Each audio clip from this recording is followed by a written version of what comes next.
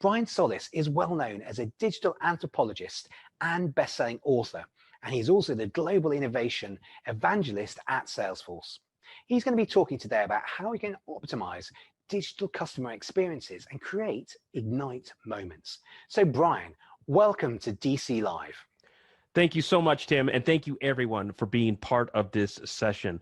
I wanted to share with you some of my latest research on how customer behaviors are changing so that we could reimagine a new world for discovery, because discovery is really what it's all about.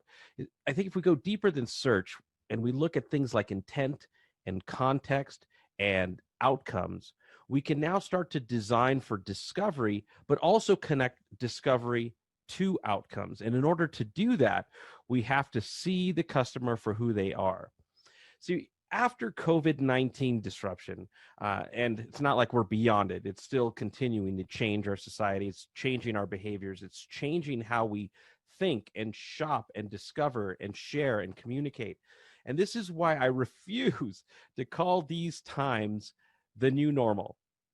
And I can't allow myself to think about the future as the next normal. See, coming into this, normal was part of the problem. I don't know that we had the ideal customer experience. I don't know that we had master cross-functional integrated marketing and touch points. These are all things that we need to work on together today. And to do that, we have to start with what someone is doing, what they're trying to do, and how they're trying to do it. Because everything that they do, from search to research to talking to people about that prospective decision to the outcome, well, it's all stitched on a timeline of experiences. And experiences, well, nothing could be more human than that, because it's something that we feel, it's something that we think, and experiences are unique to every individual. So essentially, we're designing for those experiences at every step, but also holistically. Experience and value, therefore, is in the eye and the heart of the beholder. And that's what we're designing for, is just a sense of humanity in all of this, not just a series of, okay, you find this, I'm going to take you here, I'm going to click you over here, then we're going to transact, and then I'm going to send you emails from here on out. We want to make it something better. Because experiences, since they're emotional, since they're human, since they're unique and individual, we feel them. And when we feel them, they become memories. Whether they're great or whether they're horrible, we're going to remember those. And those memories add up to the brand. And they also become expressions. When we talk about those experiences to other people, or when we write reviews, those expressions become the impressions of someone who goes through the search journey. We need to relearn who our customers are becoming, and that means that we have to reverse engineer everything that they're doing today, how they search, how they research, what they love, what they don't love, and how we can reconnect the dots to get them to become not only part of our community, but an extension of that community through those memories, through those expressions, because those expressions become part of the journey. And everything starts with discovery. As a digital anthropologist, I study how technology changes people, but also now how technology has changed people as a result of pandemic disruption. It's been incredible how extensive this transformation at a consumer level is, and still it continues to evolve.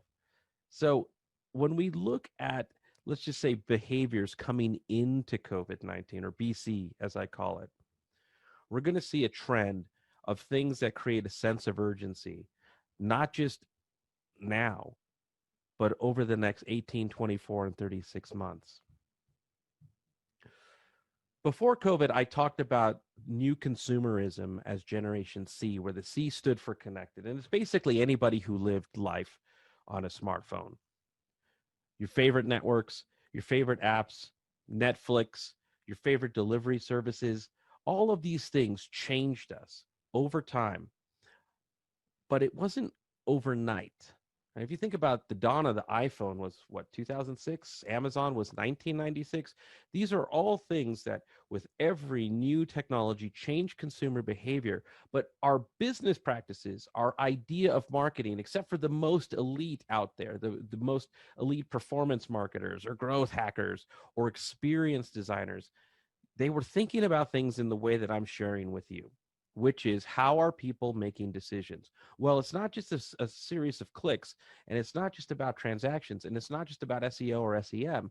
It's also about behaviors and aspirations, and also things that don't necessarily come into the normal marketing mix, like impatience and and accidental narcissism, as I call it, and the way that our brains are being rewired as a result of using these devices, and how long we can focus on any one thing.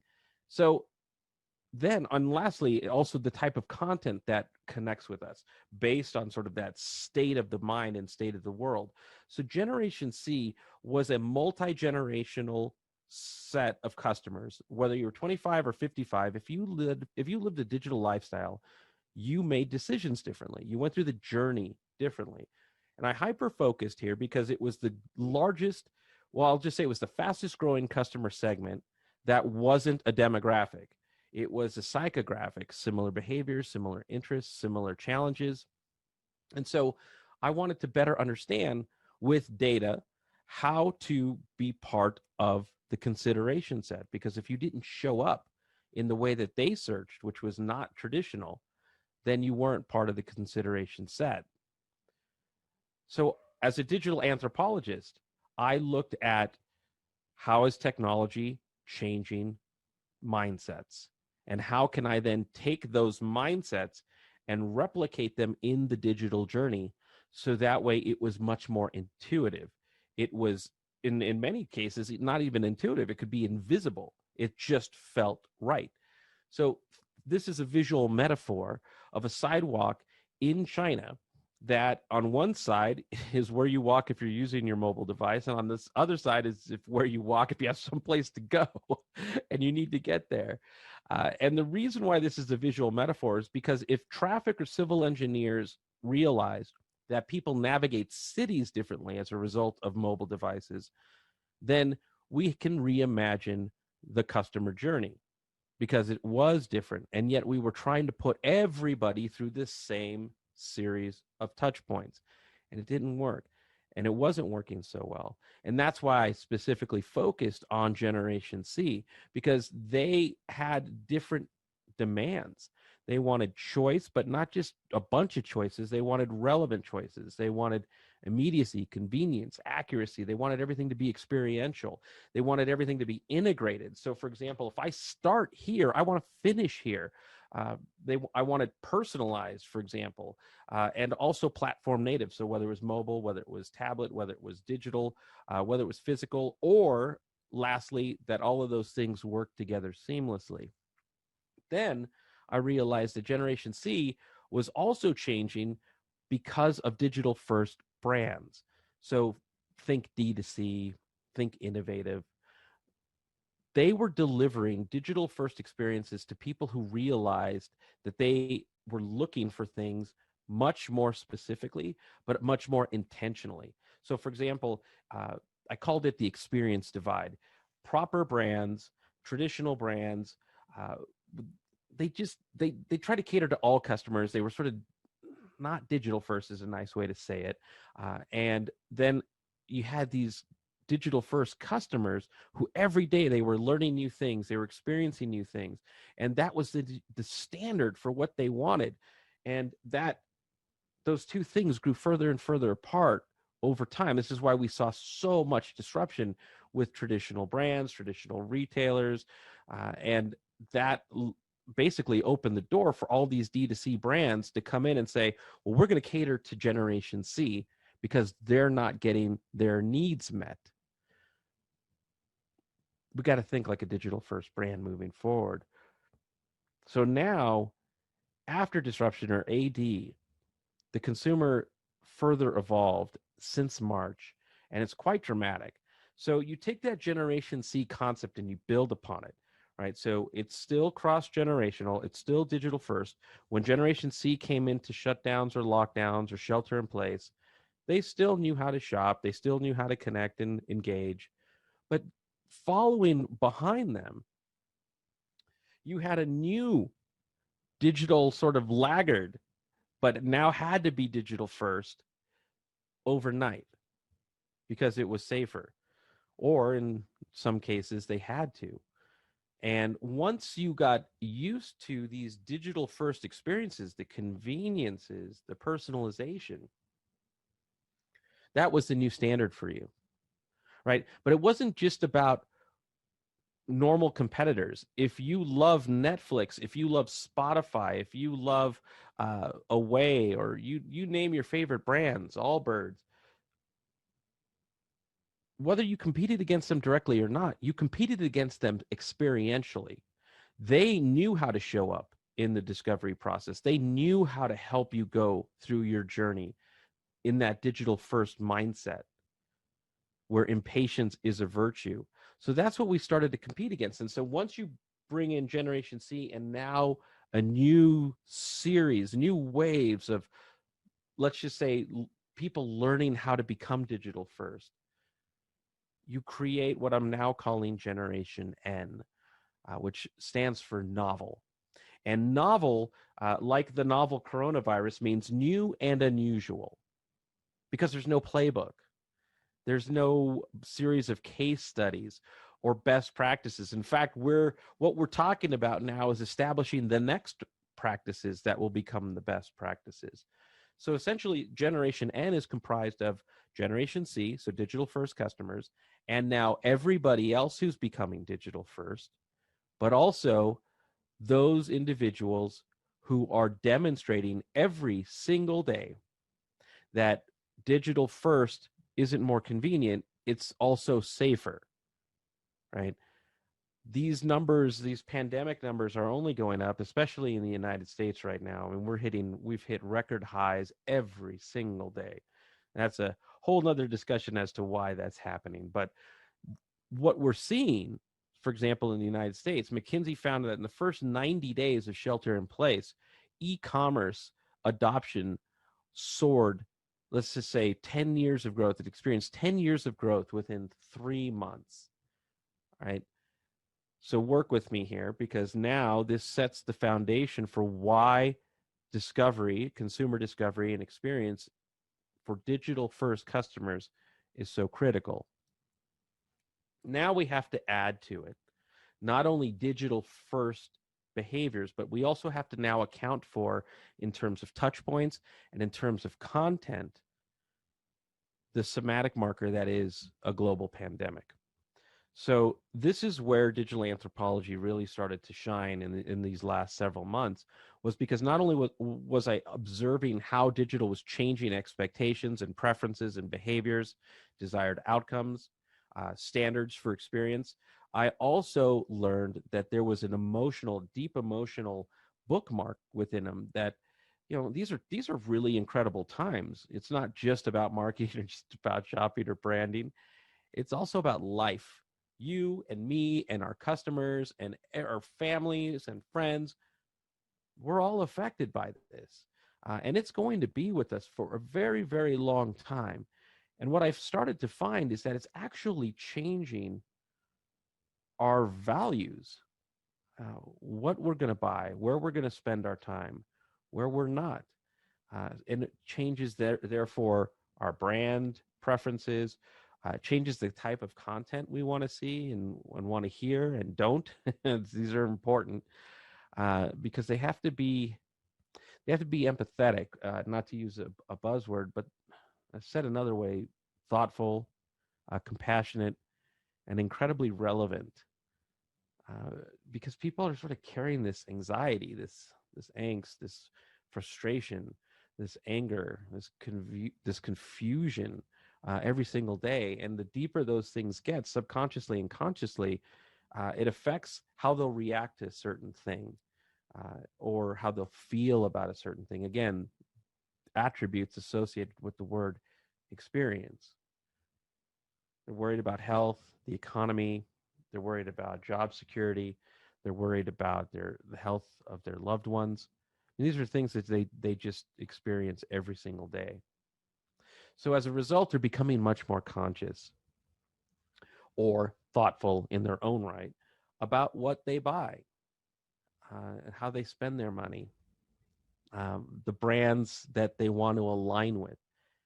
This is a big deal because McKinsey also found that 75% of consumers in the US, and by the way, these patterns play out worldwide, but 75% of the US consumers already tried a different store, website, or brand since COVID. And the big deal here is that 60% of them are sticking with that new brand or store or site post-COVID. That's, I mean, that is disruption like we've never seen. But it's also, as an optimist, it's also an opportunity for each and every one of us to, one, if we know people are searching for something new, to become part of that discovery process. And then two, retention. Retention is important, right? Because now loyalty, not that loyalty was ever guaranteed, but loyalty is up for grabs, right? People are less likely to have a reluctant relationship with the brand if they can go get something better or different, especially now that they're all becoming digital first. They know, they become incredibly sophisticated about how to find what they want. So why is that important? Well, psychology says that it takes on average 66 days or so for new behaviors to become automatic or second nature. And I studied a lot of this when I was writing my last book, Life Scale, because I had learned at a very deep and personal level before COVID that digital also had effects within us that not only changed how we behaved, but it really rewired our brains. And when that happens, well, you pick up new behaviors, you pick up new routines, things that are even subconscious that you don't realize that you're doing until it's way deep down the path. So if you have to change, you have to mindfully do something, for example, 66 days of something new to change that. And that's not new. But what is new is that we're really starting to understand just how deeply digital has been changing us. In fact, if you watched or have not watched The Social Dilemma on Netflix, it will reveal a lot of the why this is happening. But more importantly for us is that we're not going back to that normal that we thought. This is making investments here in new discovery processes, new journeys. It's for the long term. And in fact, it's going to continue to change. And so the way to think about this is to shift from this idea of customer experience to the customer's experience, right? So shift to their perspective. What are they doing? What are they trying to do? What are they feeling? What do they like? What do they don't like? What are their favorite brand experiences? What are their favorite journeys? And let's learn. Let's take that data and plug it in so that we are investing in each of these individual elements, these touch points that can be discovered in the right way, their way, but then help them move along their way. So, for example, today we try to optimize for the journey as it exists. We might add some new things. We might put some temporary things like landing pages. We'll try to optimize those for discovery. But when discovery itself changes, everything else thereafter changes. So, for example, if I do find you, what do I find? And is it something that's going to connect with me both digitally but also emotionally now, knowing that I have this somatic marker that I'm working through every single day, and all of the stressors associated with that. So we become incredibly impatient and demanding and emotional and irrational. And these are not new to the consumer, but they are incredibly concentrated right now. And so then we have to rethink the touch points for against the best experiences in the game because of that. We can't just make the experience we have better. We have to reimagine it. So even if you are driving people to a page or site or whatever it is, it's not good enough if it doesn't feel right. It's not good enough if we're just taking stuff from the web, which we can have a conversation about, which is still rooted in 1995, 1996 philosophies and principles, and redesign it for a new, impatient, highly concentrated, highly stressed out, anxious consumer who's also self-interested. right? So this is a slide that my friend Tom Fishborn drew for me after I wrote a mobile UX and CX paper that just talked about how mobile experiences, if we could design for mobile first experiences, everything would be incredibly different than they are today. This is why platform native becomes so important. So this is a visual metaphor for customer experience. So think of us as the parents here. And then this is the customers, apostrophe S, experience. Right. So this is how we reimagine touch points for their perspective, but also we have to reimagine everything, including automation. Right. In fact, automation, like e-commerce, is also a beneficiary of this AD time, where things that were 10 years out in digital transformation roadmaps are now highly accelerated and being invested in now. So this also changes how we talk. What you see, what you read, the videos you watch, the emails you send, the text on a landing page, whatever's in your app, has to be considerate of that digital first brain, okay, but also the somatic marker. And when I say somatic marker, I don't mean we say things like we're all in this together or in these times or in these unprecedented times. That's what gets us into trouble. It just has to be considerate of how somebody feels, what somebody's trying to do, and also how we align with their values, because those things are changing. So I want you to think about it this way. Everything is a touch point, and the word touch point has the word touch. We got to humanize that again. When you have someone's attention, especially now, it is a gift. So it is a moment to show empathy or communicate purpose or to align values or ensure their safety, to create better experiences or to add value or maybe some magic to the journey, to build trust, and also for us to learn and unlearn and improve in real time. We have to. Some Salesforce research that just recently came out shows that 84% of customers say that an experience that we provide is as important as products and services. In fact, in another report, in the Connected Customer report that just came out a couple of weeks back, we also said or found that 80% of business customers want the same thing, right? In fact, I used to always hear from B2B marketers. Yeah, Brian, that sounds very B2C, but we're B2B, and I always joke, I always forget that in B2B there are no human beings. So it's one of the reasons why I always talked about it as P2P, which was people to people. It's just about human beings, right? Because now we can see, especially in this AD time, that there is a digital imperative, right? So Gen C now morphed into Generation N. Almost 100% of customers want you to accelerate your digital initiatives. They also want you to improve your business, right? There's no reluctant relationships anymore. As we already learned earlier, that brand loyalty is up for grabs. And also, look, we've been talking about this for decades, but customers want consistent interactions across departments, and I'll add to this, across screens. So now let's look at the construct of the digital imperative. This, again, is from the Connected Customer research that we just published, and it's free to download. But 70% want you to offer new ways to get existing products and services. Over half want you to expand customer engagement methods, and over half want new types of products and services. So these are big, big deals across every generation, right? So again, that's why I called it Generation N. It's a cross-generational customer segment, and now it's the majority segment just out of sheer nature of the shutdowns. But take a look at this, right? This is where things like content and design come into play. Again, in discovery and through the process, they want you to earn their trust. In fact, 31%, well, here, I'll show you. 90% of customers say that how a company acts during the crisis reveals its trustworthiness. 31% have now already trusted a company less because of its response. And over half have reevaluated, or they say that a company needs to reevaluate its societal role now, right? So these are things that become part now of the brand and the messaging construct. So it's not just enough to get someone into the funnel, so to speak. The funnel itself has to be reimagined.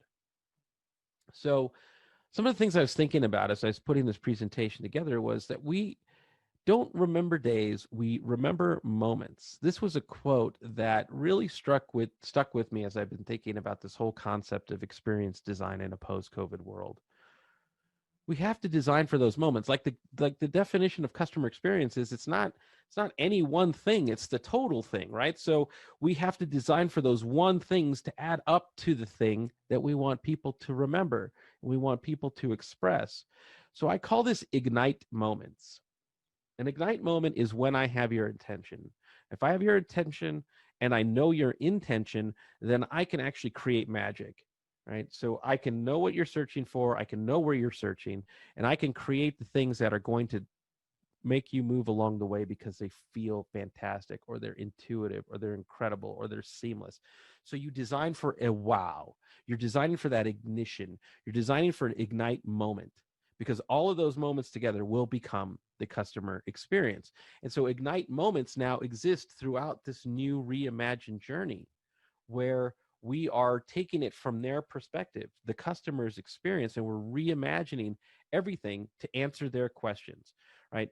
So as I was thinking about this conference, I thought, the deep crawl is to follow in the footsteps, the digital and physical footsteps of your customer, because we want to chart their paths, because they're changing right now and they're continuing to change.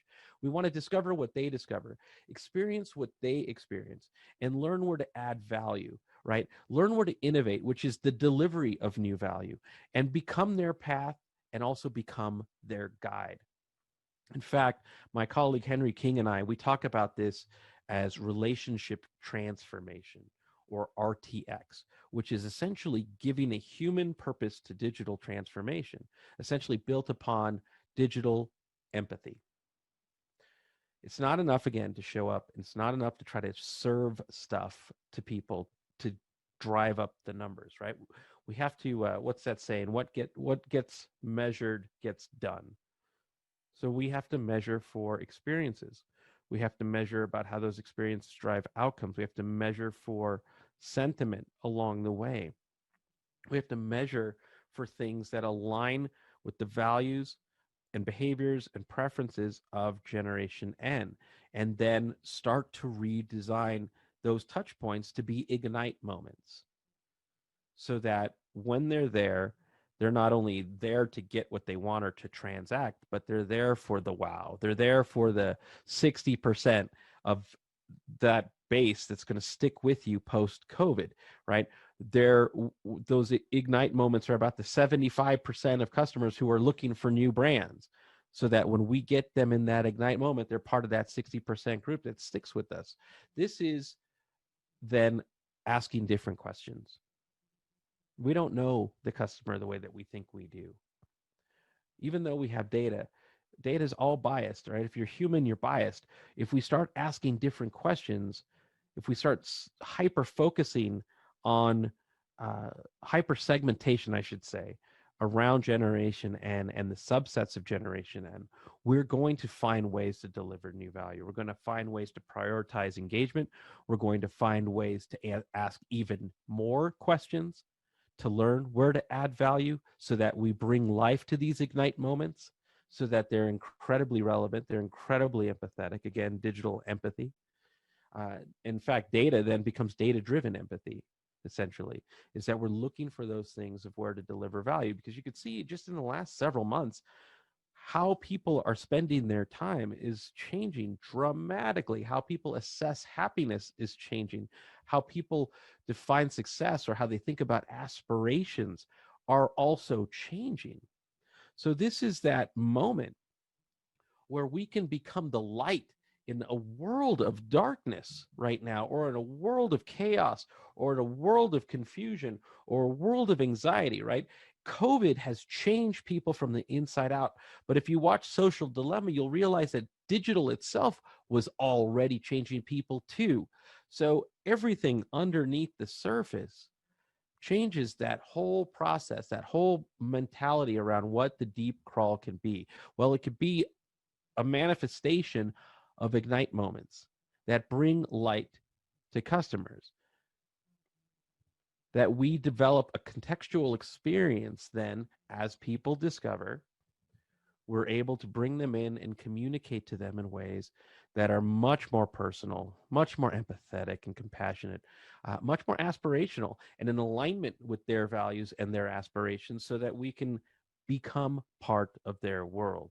But it's not just the buy part, it's also the own part, or the relationship part, right? Where relationship management, good old fashioned CRM, right? What's in that? What's the R stand for? Relationships, getting back to basics, communicating with people beyond, hey, we have an offer, we have a service that we want to introduce, we have something new. It's about nurturing relationships personally, right? We have the technology now, machine learning, AI, deep learning.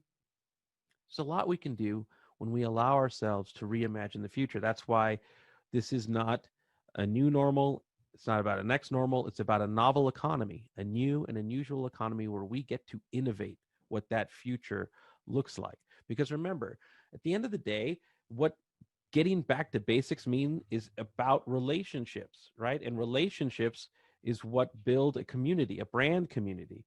And being part of a community is much more than belonging to something. It's about doing things together that make belonging matter. That's what brand means. And that's the power and the promise of Ignite moments and what we could do together and what we could build together. Thank you. Thank you so much. And let's go change the world. Wow, Brian, that's been fantastic to hear that overview of the challenge for us as marketers and brands trying to engage with consumers. Where do we start? And you're right, this change has been happening for a number of years now. And I love the way you kind of phrase it as Generation N, having to search out the novel. And you brought in then the sort of psychological aspects of behavior and need, and trying to understand those, because that's really at the core of what you then went on to expand upon, that sort of whole relationship and how we can build trust, and why that's so essential in this age when there's so many changing things, and consumers are quite fickle, but also have so many opportunities now as the whole world moves online. So I think we've got time for just a couple of questions, and I'm just going to go over to the screen here and check the questions here.